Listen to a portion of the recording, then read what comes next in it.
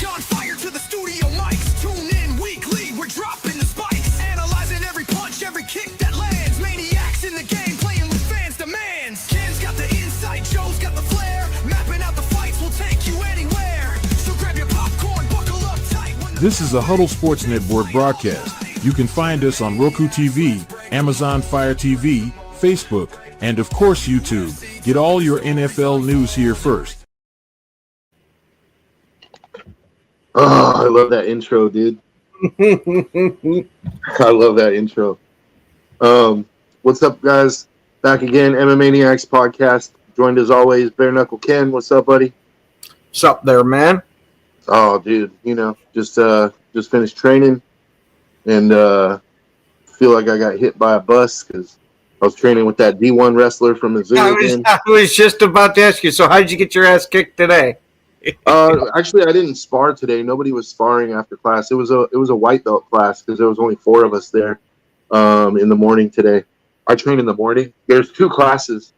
The evening class usually has like 30 or 40 guys, but the morning class has anywhere from 4 to 10 and sometimes even less. Like there's one time I was there by myself, like just me and the professor. So yeah, the morning is a hit and miss, but for me it's the best time for me to train, so I'm there all the time. Mm-hmm. I'm a regular at the morning class, but and then this weekend we had a jiu-jitsu tournament for my kids in San Francisco, and so that was fun and kind of a clusterfuck. BJJ tour is very unorganized, and I made a mistake. My scale at my house is off. So, like, my daughter ended up competing in the 80-pound weight class, but when we got to the tournament and she weighed in, she only weighed 72 pounds. So she should have been fighting in the 73-pound weight class. So she ended up fighting a weight class up, and it didn't go well. I mean, she fought hard, but, she actually, it's interesting, I shouldn't say it didn't go well because you win or you learn, and, like, she ended up, her first round match was against the 2024 Jiu-Jitsu World League champion in her weight class. This girl had 31 wins, 20 by sub, dude. So, like, she was a beast, And Gabby, my oldest daughter, Gabby, she went about a minute and a half with her, and then she got armbarred. But, I just tried to tell her, focus on the experience. Like, you just got to roll with an elite grappler, you know what I mean? Like, that girl is going to be, winning pans or winning worlds at some point, and, like, you got to roll with her. So cherish the experience, and, you don't always win. Like, every tournament she's gone to so far, my daughter has won second place. But, this time it didn't go her way, but she fought a weight class up. So, it's like, was it realistic to expect her to win when you have, number one, the Jiu-Jitsu World League champion in her division, and number 2, she's fighting a whole weight class up, like, it was punching above her level, you know what I mean? So lesson learned, next time, I'm going to make sure we weigh her appropriately, find a scale that works.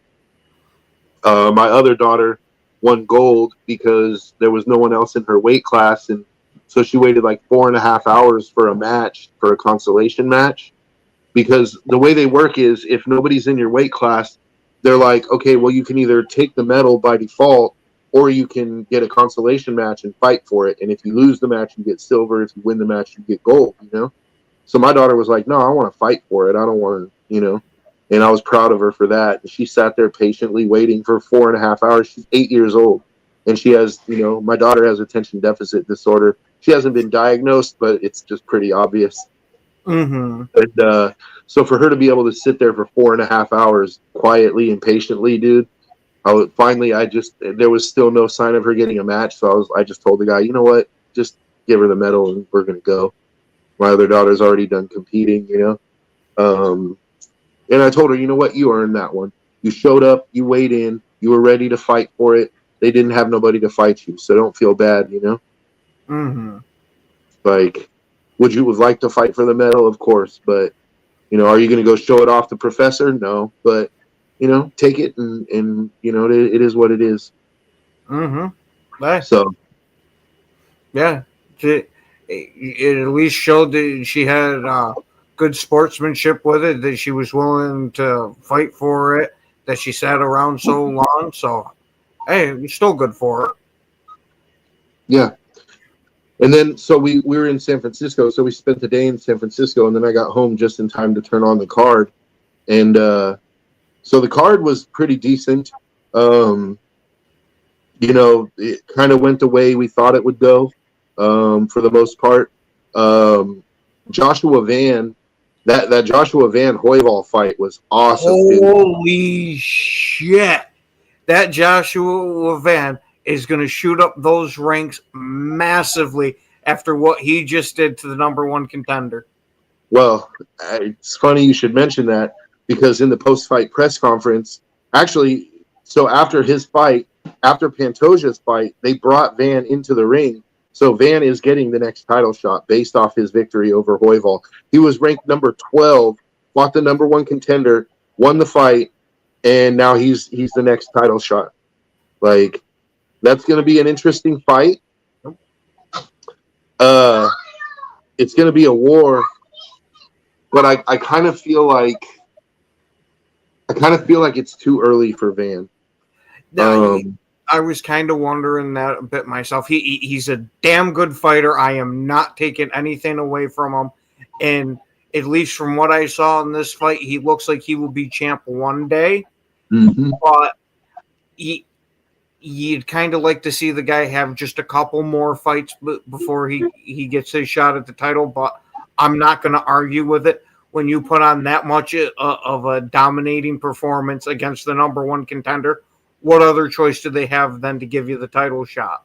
Well, there's that, and then there's also the fact that Pantoja has pretty much cleared out the division, at least the top 10 of the division.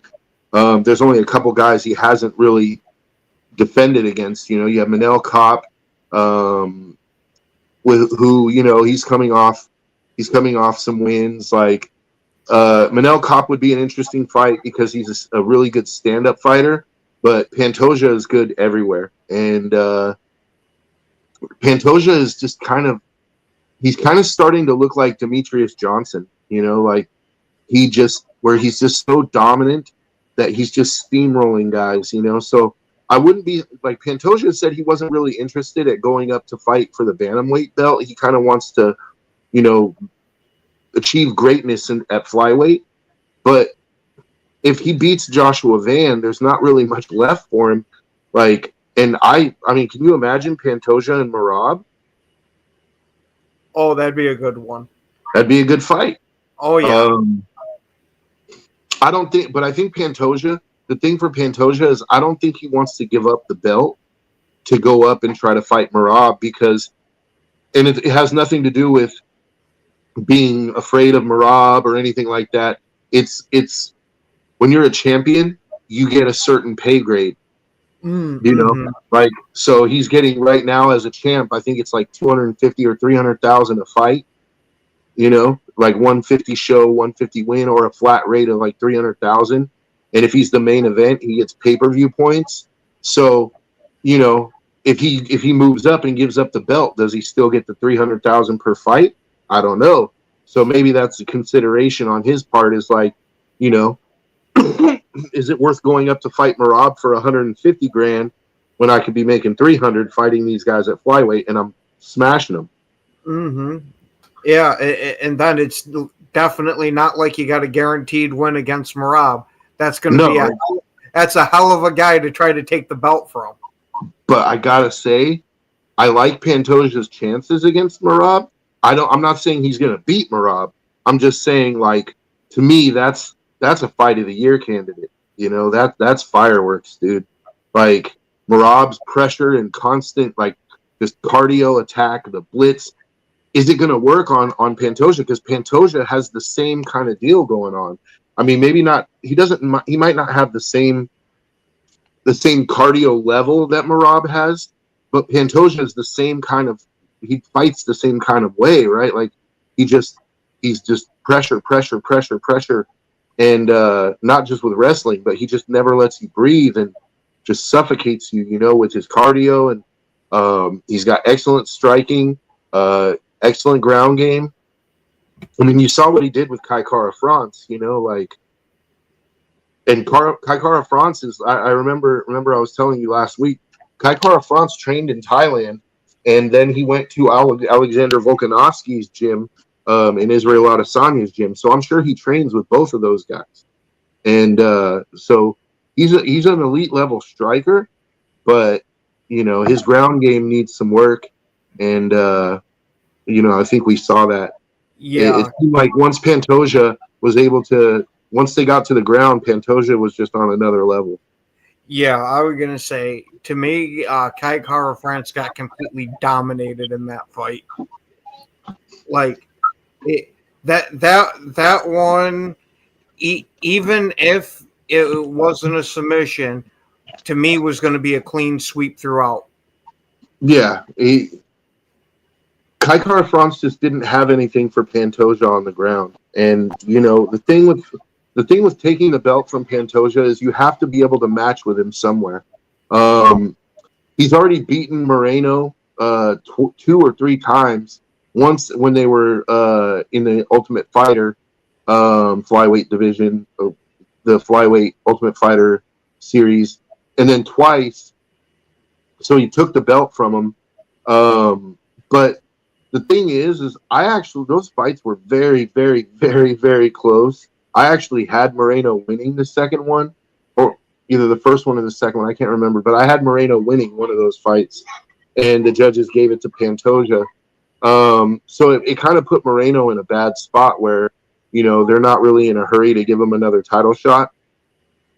Joshua Van is, from what Dana White said, is going to get the next title shot, but I think that they should have had, you know, I think he deserves the top 5 ranking for the way that he performed against the number 1 contender. But I would have liked to see him fight Moreno or Manel Kopp. Like, I would have liked to see him fight another contender before getting a title shot. Yeah, but at the same time, not only did he put such a stellar fight on with the number 1 contender and beat him, but he also took this fight 3 weeks notice after just having a fight then too. Yeah, so I get it, but I'm not looking at it from, does Joshua Van deserve the title shot? Because I agree with you in that aspect, he does. My thing is, you're gonna ruin a really good young fighter. Like, you know what I mean? Like you're sticking him in there with a lion that has just mounds of world championship experience, and like what would a loss, especially a bad loss, do to his confidence? You know what I mean? Like, we've seen it before, especially in boxing, when they rush a young guy along. And you know, I'll give you a perfect example. It's a boxing example, and I know this is an MMA show, but I feel that there's similarity here. My favorite, when I was a kid, my favorite fighter was Julio Cesar Chavez, right? He was the greatest, in my opinion. But once he retired, or shortly before he retired, when he was like already out of his prime, there was another fighter that I really, really liked. He became my favorite fighter. His name was Ferocious Fernando Vargas, right? Fernando Vargas was the youngest world champion in his weight class ever. He was like 19 years old when he won the world championship. He beat a guy, Yori Boy Campas, who had like 80 fights, right? And this was like Vargas's like 16th or 17th fight. Vargas defended the belt a couple of times, and then all of a sudden, when he was 20 years old, they decided that he was ready for Tito Trinidad, right? And so they saw dollar signs. You know, he was going to make $5 million to fight, $5 or $7 million to fight Tito Trinidad. Tito, you know who Tito was, right? Felix Trinidad. Yeah. So Trinidad had already. I remember both of these guys. So Trinidad had already, quote unquote, beaten Oscar De La Hoya, although I felt Oscar won that fight hands down, and had knocked out a who's who in his division. And they rushed young Vargas into that fight. And to his credit, Vargas made a really, really good fight of it. Like, he got knocked down in the first 30 seconds of the fight. He was down twice. or down once. And in the first round, he was down twice. And he managed, so he's already starting off on the cards down 10-7. And he, by the fourth or fifth round, he worked his way back into the fight. He knocked Trinidad down in like the fourth round. He was outboxing Trinidad. And by the middle of the fight, by the middle rounds, Vargas was ahead on at least one of the cards. I think two of the cards. Vargas was ahead by a round. And then, eventually Trinidad just overwhelmed him. And in the 12th round, he knocked him out. Now, it's a valiant effort. And Fernando Vargas, one thing I always loved about Fernando Vargas was it didn't matter how many times you knock him down, he was going to get up. He just had that Mexican warrior spirit. But Fernando Vargas was never the same after that fight.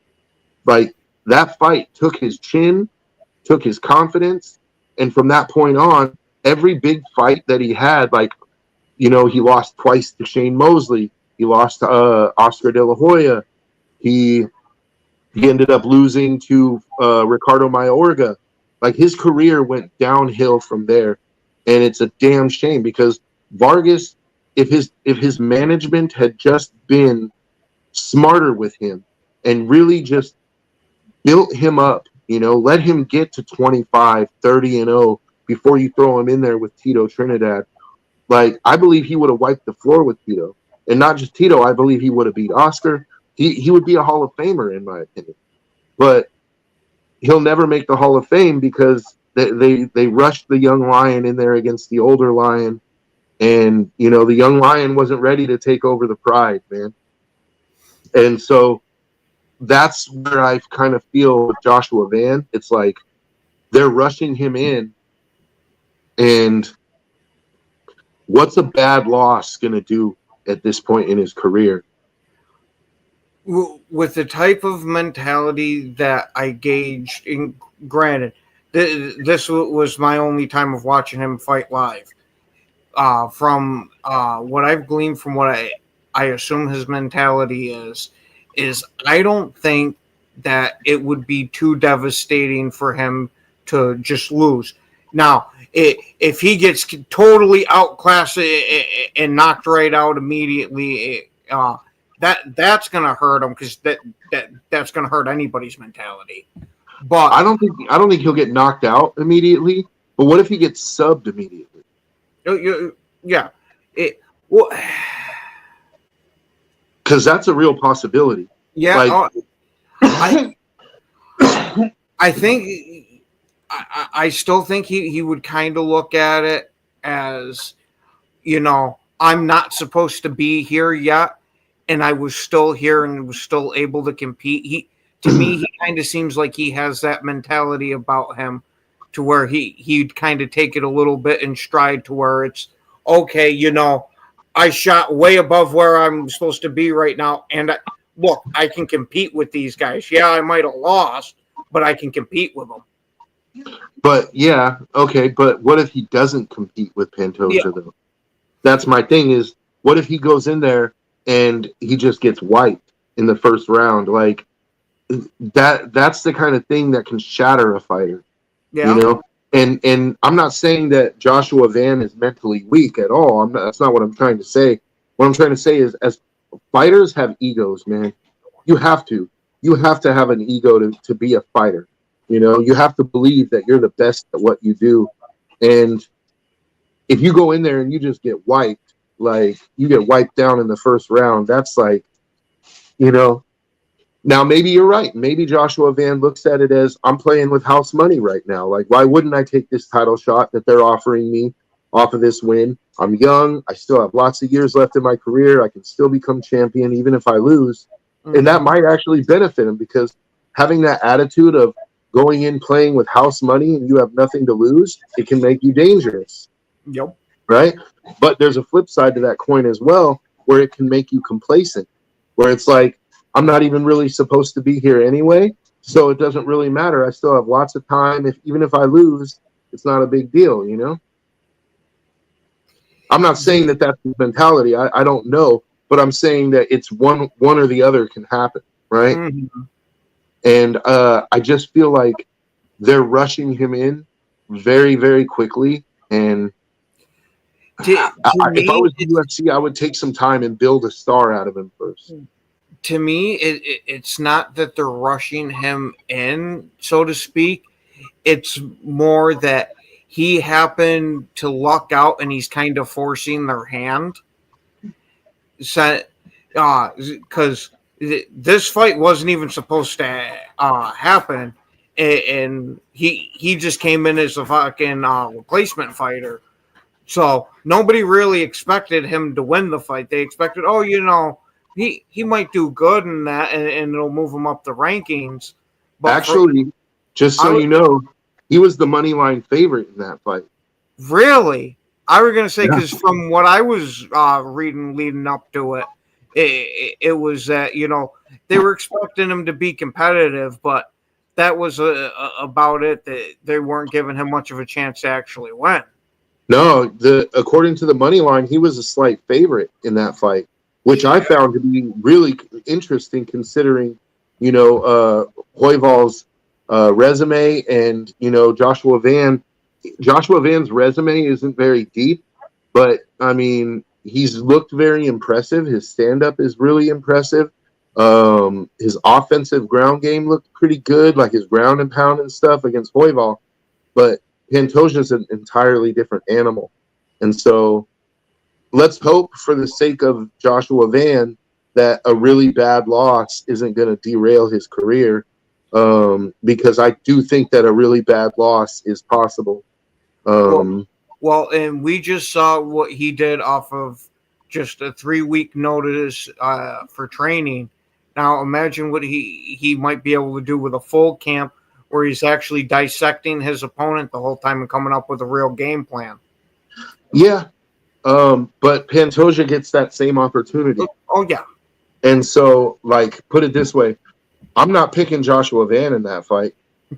Like, he's a very good fighter, and it's nothing against him. Like, I think he's going to be one of the stars in the future in the UFC. I just think that right now, Pantoja looks unstoppable, and I don't know if Joshua Van has the all-around skills that are going to be necessary to outclass or to beat Pantoja. He might be getting him on the feet, but if he gets him on the feet, Pantoja is going to take him down, and he's gonna, I believe he'll have the advantage there. But every once in a while, we'll throw in this caveat. Every once in a while, you get a fight like when Cody Garbrandt first came in and fought Dominic Cruz for the belt, right? Where he was like dancing in the ring and stuff. Like when he was, in the middle of combinations, like in the middle of exchanges, he was like doing the shoulder rolls and shit. Like, he just completely outclassed Dominic Cruz. It was the fight of Garbrandt's career. I've never seen him look better. And he really hasn't ever looked better because after that, he's been on a long, long downward slide. But so it's possible that Joshua Van could put on that type of performance where he just completely outclasses Pantoja and, he wins the belt.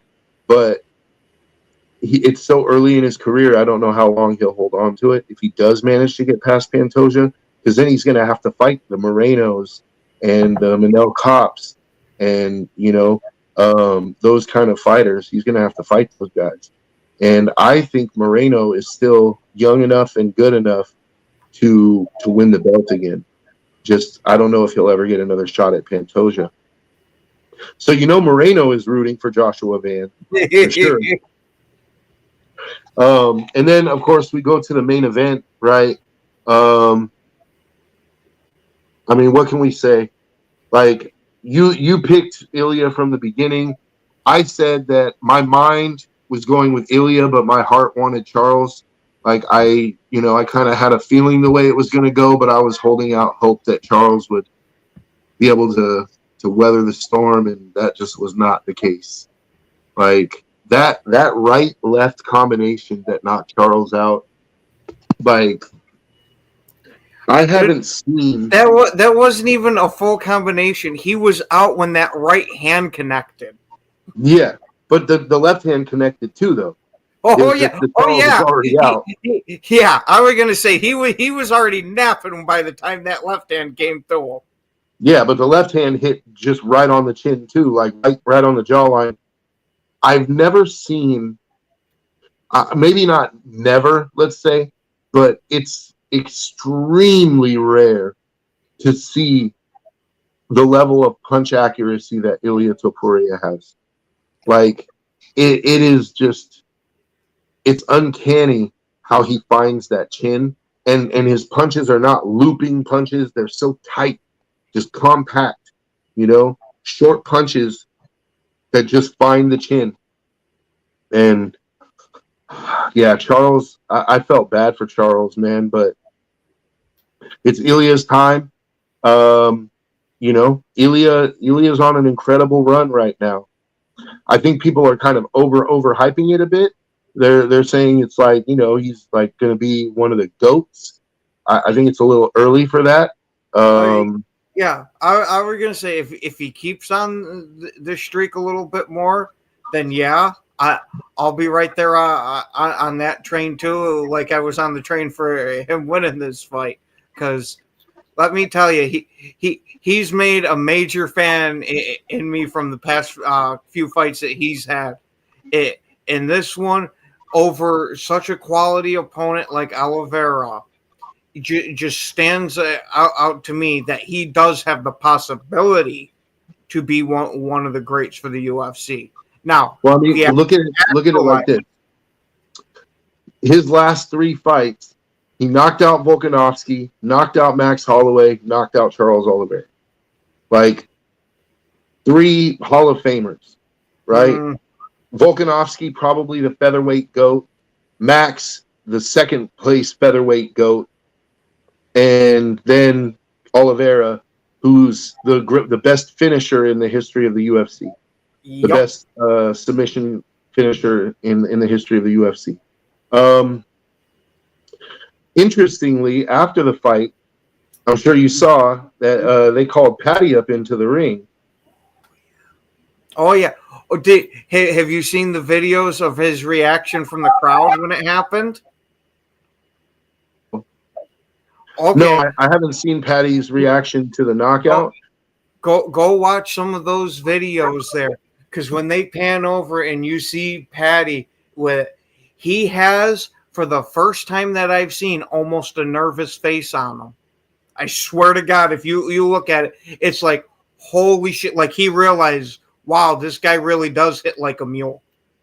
Yeah, I mean, I think he knows that. And,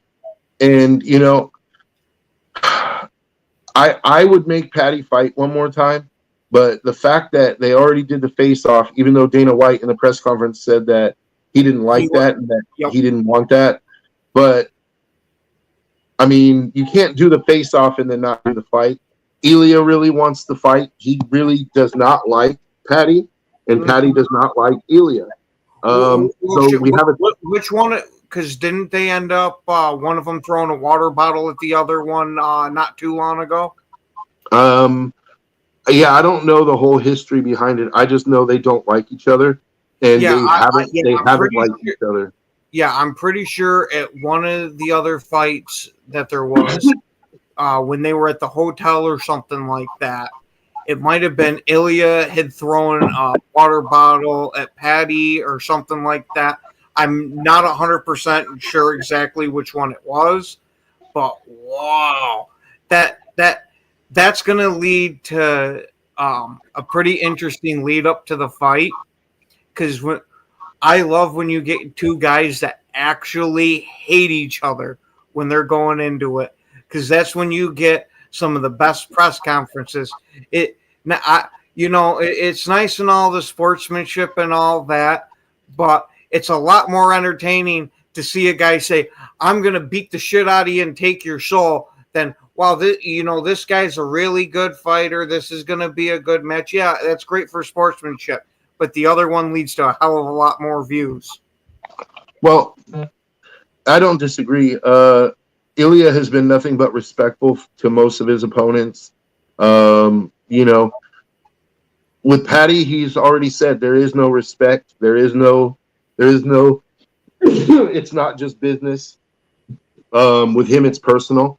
Ilias has said, I'm going to enjoy knocking him out. Like, I'm going to enjoy fucking him up. So, and Patty doesn't like Ilya either. And, you know, let's talk about that fight, because I'm going to be honest with you. I like Patty's chances. Oh, I don't. I like Patty and all, and he's another entertaining fighter all on his own. But I think we saw with this move up in the weight class that you saw Ilya's hands of stone turn into a little bit of dynamite, because it seems like he's packed a little bit more power into those already devastating hands. And I don't know how much that special tribe of Irishmen that don't get knocked out is going to hold up to that. I think Patty's British, not Irish. He just sounds like he's Irish because his accent is so thick. I think Patty's from England. I could be wrong. A Pimblett sounds like an Irish name, though. Maybe he's from Ireland, but he trains in England. But oh no, you're right. He is English. yeah, he just sounds. Okay. Hold on. He might have been born and raised in England there, but he hails from Irish and Welsh ancestors. Yeah, so he's Irish and Welsh, and he fights out of England. But I really didn't he come out and say that he's from that special tribe of Irishmen that can't get knocked out? Scousers. But look, I know that you're on the Ilya train firmly. Yep. I like Patty's chances in that fight, and I'm going to tell you why. Patty is big for that division. He cuts a lot of weight to get down to 155. Patty is very tall and long for that division. And finally,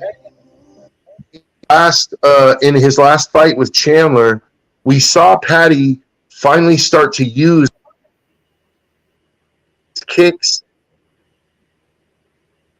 Patty start to use that length with his kicks, keeping Chandler at bay. I think he'll employ that same strategy with Ilya. Like, Ilya's dangerous if he can get in punching range, but he has to get in punching range. And that's the thing is, like, Patty's legs are so long for that division that if I'm him, I'm just going to keep push kicking that motherfucker all the way through the whole fight. I'm going to leg kick him and I'm going to push kick him. Front kick to the chest, side kick to the stomach. I'm going to do whatever I can to keep him at at kicking range. And, you know, so I like it. And I think, honestly, Patty can hang with Topuria on the ground. Like, I don't think that's an issue. Patty has some of the best jiu-jitsu in MMA. He's fast. And I'm talking about his jiu-jitsu. He's fast. His transitions are really good. He's fast. His transitions are really good. His submission game is top-notch. So if it goes to the ground, I really like Patty's chances. Can he take the punch? That's going to be the whole question of that fight, right? Can Patty's chin take what Topuria is offering?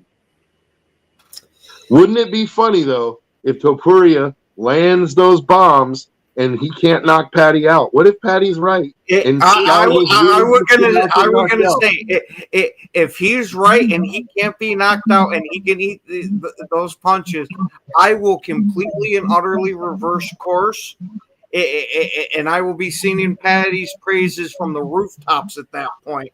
Because holy shit, if you can take punches like that and not get knocked out, you're a hell. Not even just a hell of a fighter. You're just a hell of a specimen at that point. Bro, if he can take Topuria's shots without going to sleep, I would have to say he probably has the best chin in the history of MMA. Yeah. Nobody else has been able to take those punches, dude. Oh, yeah. but it raises an interesting fight. Like it's gonna sell a lot of pay-per-views. Patty is a huge star. Ilya is a really huge star. It's a great fight. It's compelling. I don't think that people assume. I mean, we haven't seen the money lines on that fight yet. I assume Ilya will be a large favorite.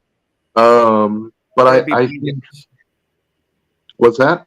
I said that'd be my guess. Yeah, I think Ilya will be a huge favorite, but I like Patty's chances.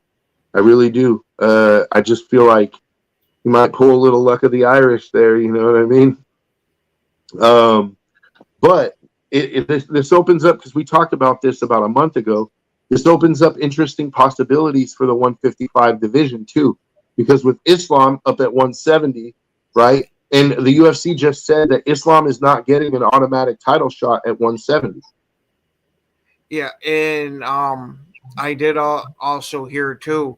There's a lot of movement too for Ilya versus Islam that they want to try to make that fight happen. Yeah, they do want to make that fight happen, but Islam just gave up the belt and moved up to 170. So it doesn't really make sense for Islam to come back down to 55 and fight Topuria right now, right? Mm-hmm. Like, I'm not saying that he won't, but it doesn't make sense for him right now because he literally he moved up to 170 and hasn't even had a fight there. Yeah, so the undercard fights are on ESPN 2 or on ESPN Plus, and then I don't know if it's a different channel, but the pay-per-views are on ESPN Plus, and you have to purchase them through ESPN Plus.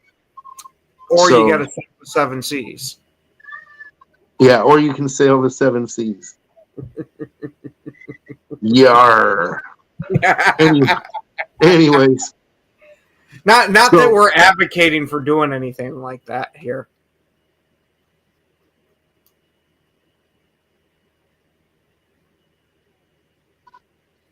Anyway, so the thing is, though, it doesn't make a lot of sense for Islam to come back down right now. There's he's got fights to be made at 170.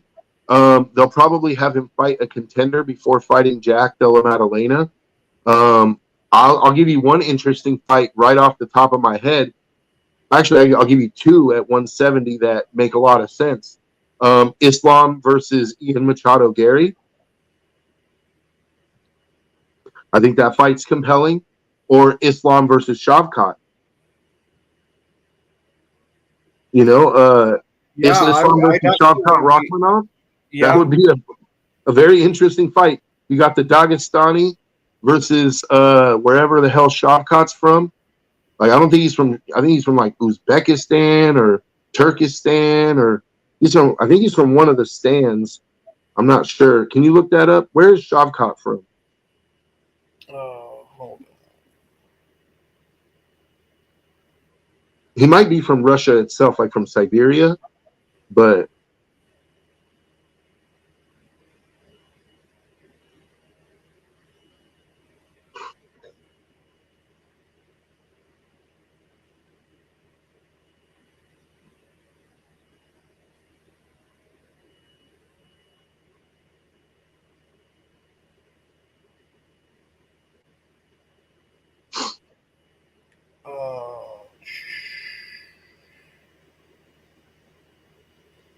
Okay, there we go.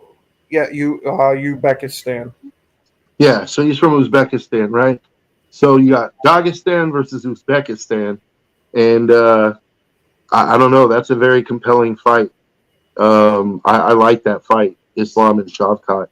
But for the 55 division, we were talking about this like a month ago, right? So you have Poirier is fighting Holloway next month, or this month, because it's July 1st, right?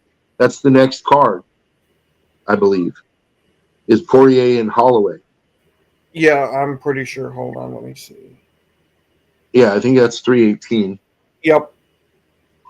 So let's say, for the sake of argument, that Patty is the next fight, right? Dustin beats Max. What if they offer Dustin the winner of Patty and Ilya?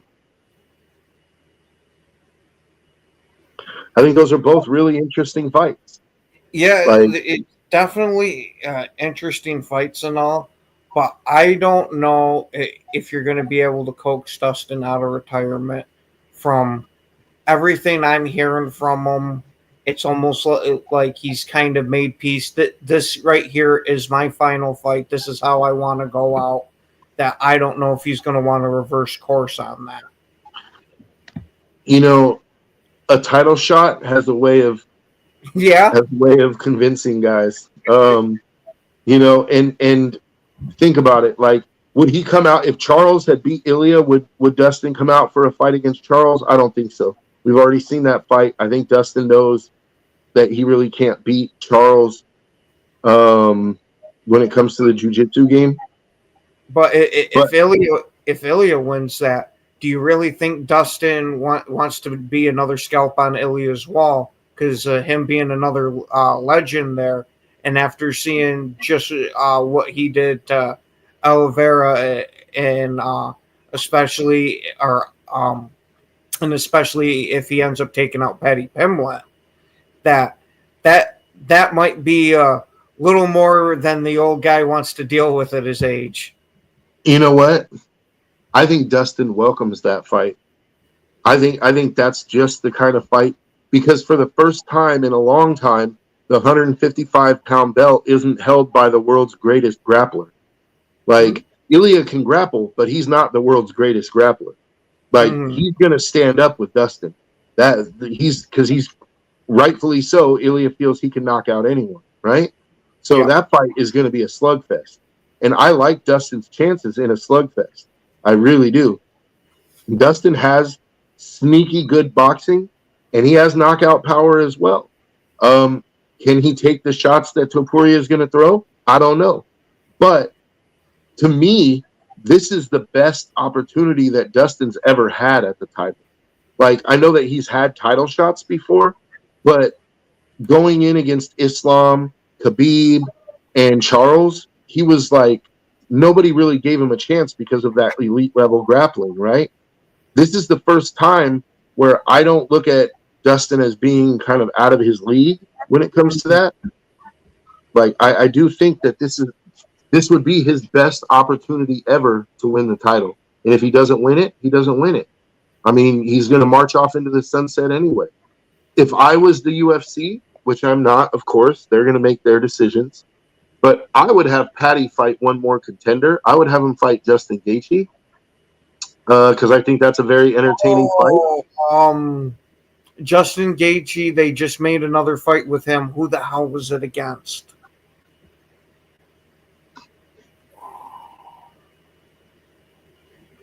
Because I just saw the thing about it.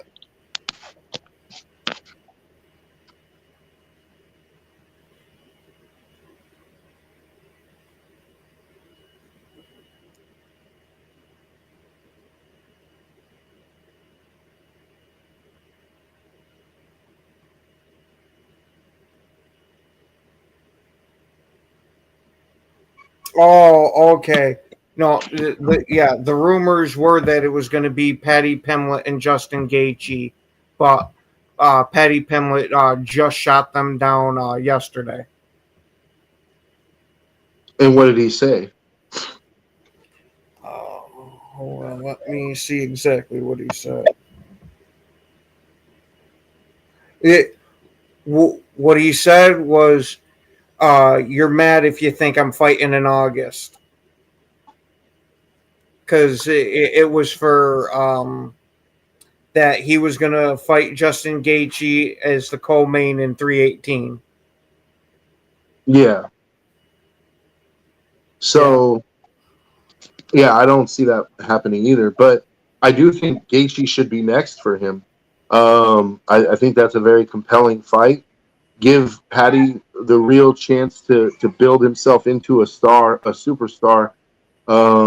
And Dustin, he's on his way out, but I just feel like he deserves one shot at somebody who's not an elite grappler, not the most elite grappler in the world. And I think Dustin would accept it. Like, especially, like I said, if I'm the UFC, I'm making Gaethje versus Pimblett, and I'm giving Dustin the next shot if he beats Max, especially if he beats Max convincingly. If he like knocks him out or stops him, I'm calling Dustin and I'm saying, hey, because Dustin versus Ilya sells pay-per-views too. Like, it's a fantastic fight, and everybody knows it. We'll see. But I would like to see Dustin get a shot at him. But if not, I'm fine with Patty getting a shot. I like Patty's chances. It's another one of those things, though. Like, what does a bad loss do for Patty? Yeah. Well, with it being Ilya and with the legends that he's run through, I think at least fan-wise, it gives him a little bit of an out. But mentality-wise, especially if he gets knocked out, that might lead to a completely different fighter.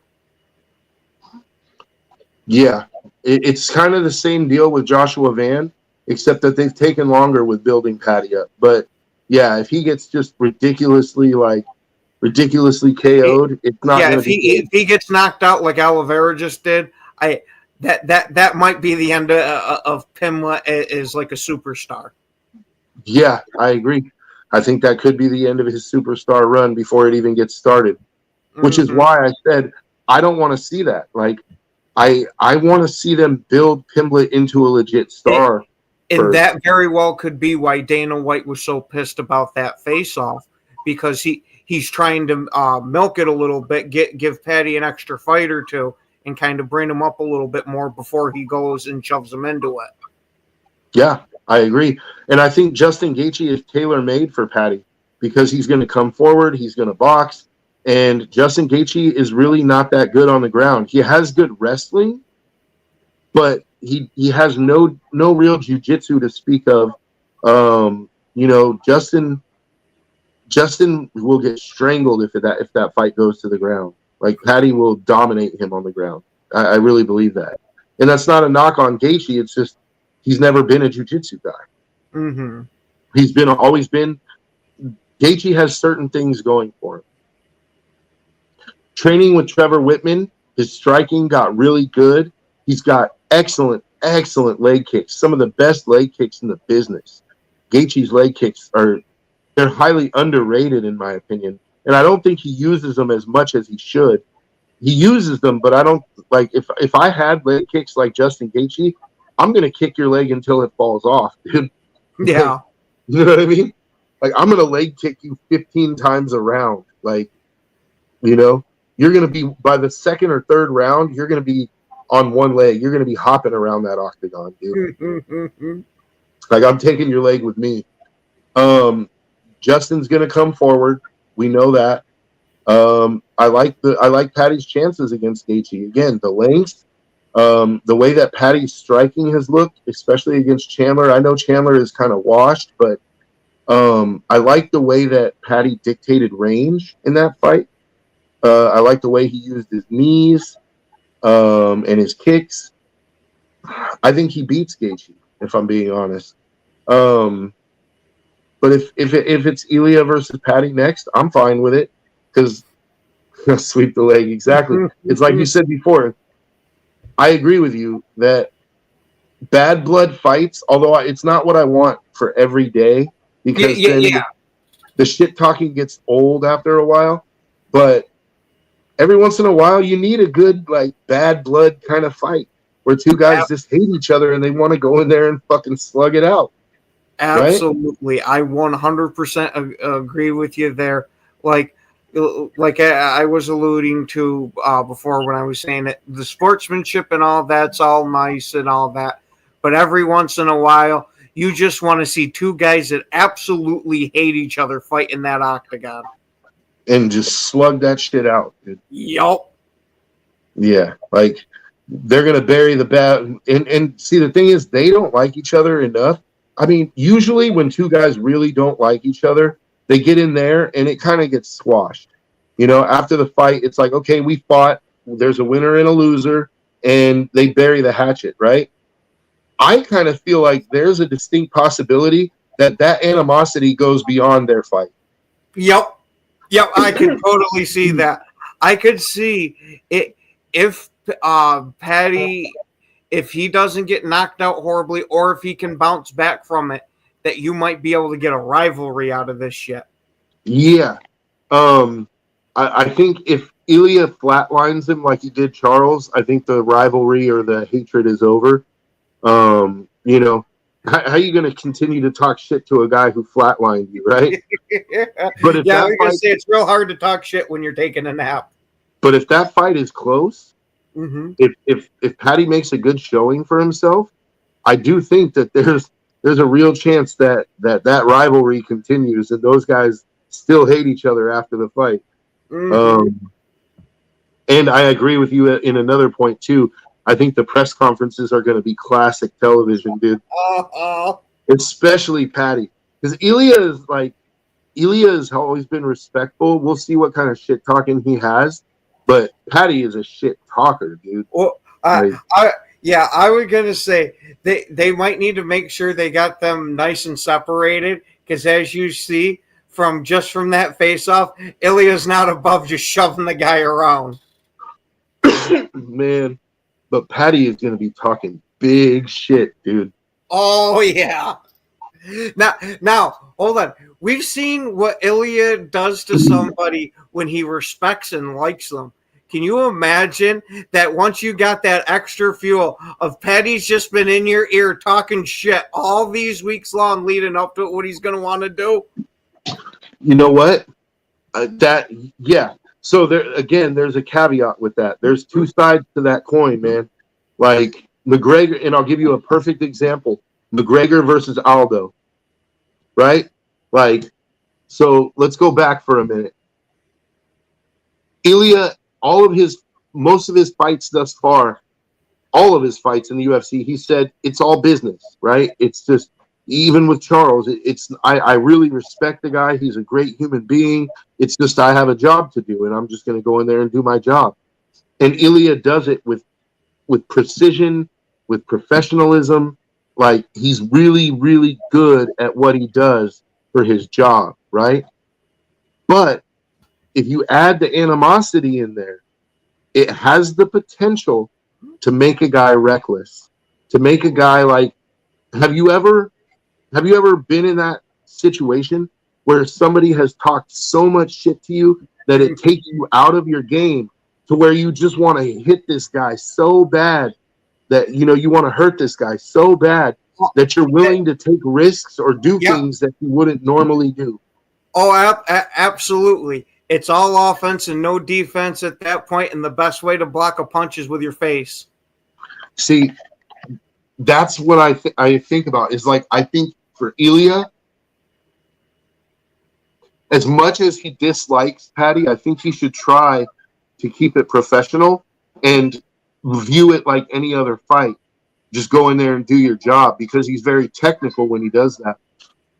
If he allows the animosity and the hatred to get to him, which, you know, you don't see it as much in MMA, because at the end of the day, even if they don't like each other, like, you know, you have to put that aside for the fight, you know, in a way, like, or else you're gonna, again, like I said, you're gonna make mistakes that are gonna cost you a fight, you know.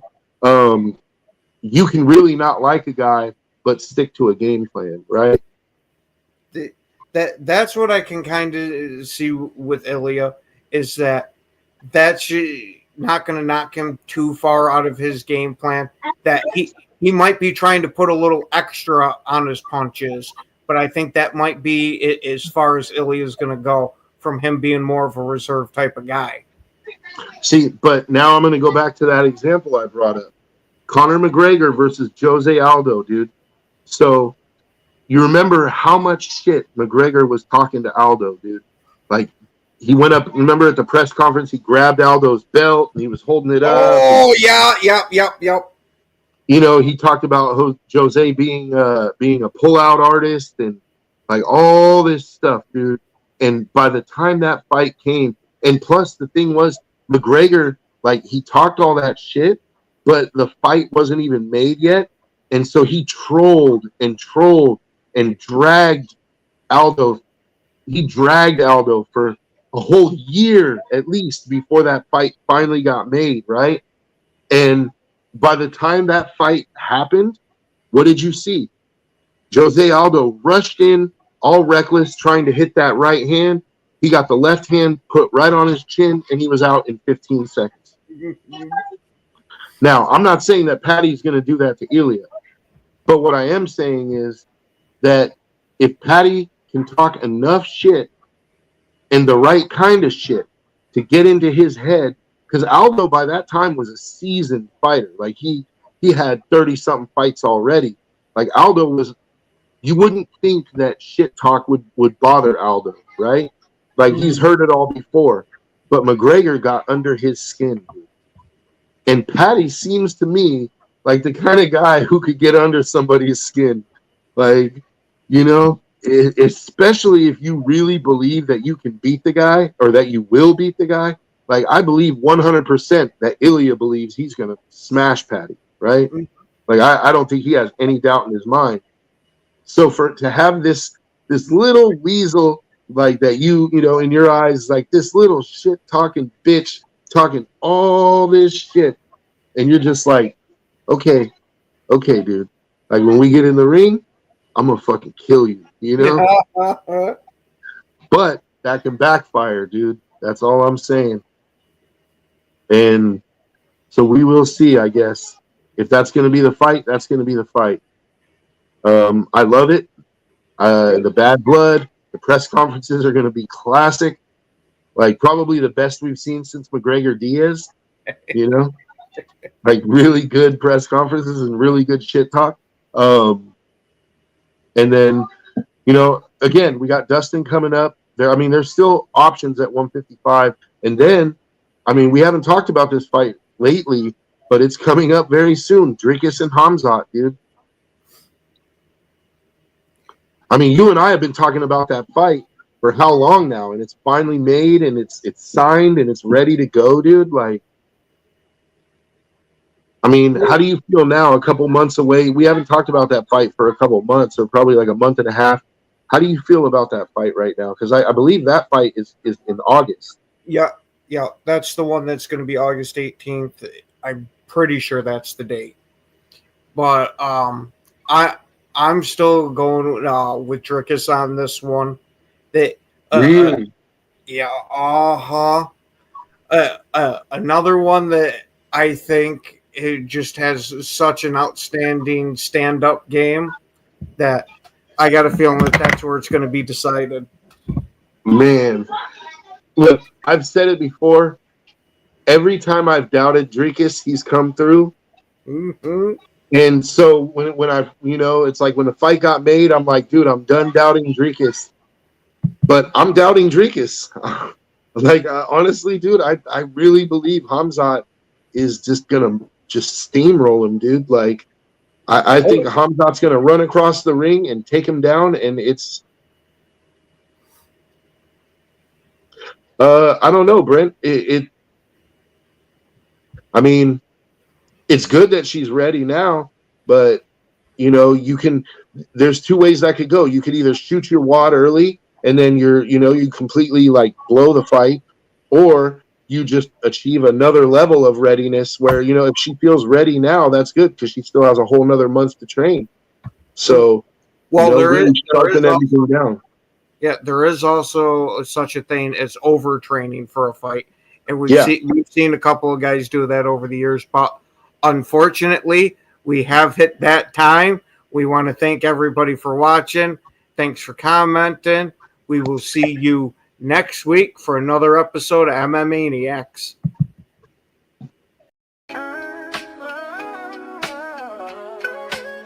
Yeah, yo, it's game time. Ain't no messing around. Huddle Sports Network, the best in town. From NFL rumors to the latest trends, we got all your sports. Just tune in, my friend.